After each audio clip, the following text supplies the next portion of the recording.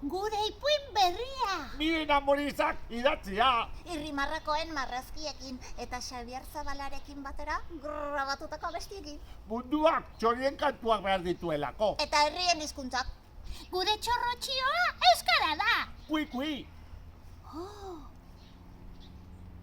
Dakizuenez, jada markadak daramatzagu, euskara, alaitasuna eta balioak ardatz hartuta lanean, eta urtero inguratzen gaituzten hainbat gai eta aratzotatik abiatuta lanketa desberdinak egiten ditugu. Ipui honetan txorien kantuez eta herrien hizkuntzez hitz egiten da. Miren Amurizari esan genionean eta berarekin biltzen hasi ginenean esan genion euskaraz hitz egin nahi dugu, baina ariketa inklusibo bat egin nahi genuke, ez? Ez soilik euskaraz, ez soilik euskal kulturaz, baizik eta gure hizkuntzarekin eta inguratzen gaituzten beste hizkuntzekin eta kulturekin daukagun harreman horretaz. Pasatea proiektua eskuartera ditizte gurean ilusio handia izan hartu denuela, baina aldi berean erronka ere handia zen, ez? Batetik Pirritz Porrotan marimotot oso ezaguna direlako, ja irudi oso ezaguna dira, eta zail ikusten genuen, aurreko ilustratzaileen mailara iristea, eta aldi berean beraiek ere identifikatuak sentitzea egiten genituen irudiekin, eta gu ere eroso sentitzea gure estiloan marraztuz.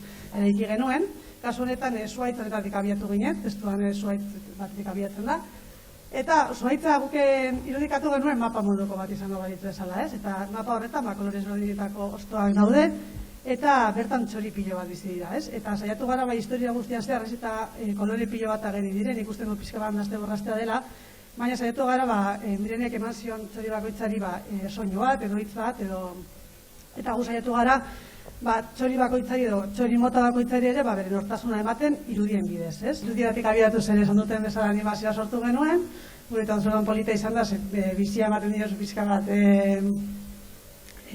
bi dimentzioetan edo irudi planoetan doden irudiei.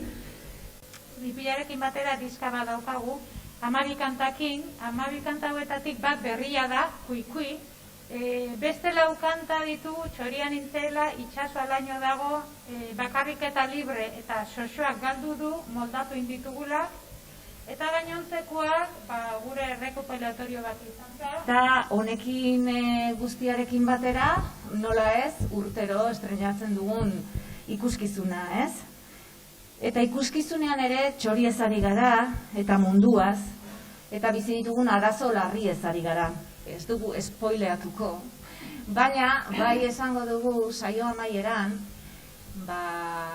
munduak txorien kantuak behar dituen bezala, eta herrien hizkuntzak ere behar dituenez, herrietan euskararen alde dabiltzan eragile, elkarte eta bestelakoak omenduko ditugula, eta beraiei abiakutxa bana oparituko diegu. Arantzadik martxan jarritako txoribox egitasmotik dator.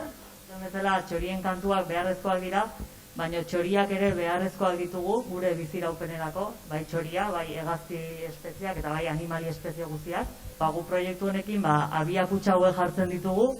Abiakutxa bat azkenean egitura artifizial bat da, asko galdetzen digute zer diran, baina hegazti espezie asko horrelako abiakutxak behar dituzte barruan bertan abia egiteko.